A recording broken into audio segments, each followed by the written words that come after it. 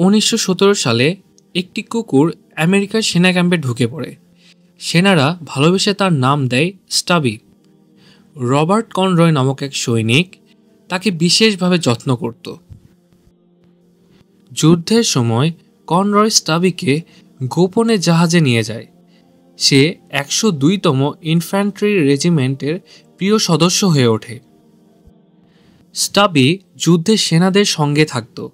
Gas আক্রমণের আগেই সে বুঝতে পারত এবং ঘেউ ঘেউ করে সবাইকে সতর্ক করত। একদিন স্টাবি এক জার্মান গুপ্তচরকে দেখতে পায়। সে তাকে তাড়া করে ফেলে এবং কামড় দিয়ে থামিয়ে রাখে যতক্ষণ না সেনারা আসে। স্টাবির সাহসিকতার জন্য তাকে সার্জেন্ট পদ দেওয়া হয়। সে আমেরিকার মিলিটারির প্রথম পদকপ্রাপ্ত কুকুর। সে বিভিন্ন পদক পায় এবং প্যারেডে বীরের মতো হাঁটে। যুদ্ধ শেষে স্টাবি দেশে ফিরে আসে এবং সেলিব্রিটি হয়ে ওঠে। সে প্রেসিডেন্টের সঙ্গে দেখা করে এবং মিউজিয়ামে তার স্থান হয়। আজও তার গল্প মানুষকে অনুপ্রাণিত করে।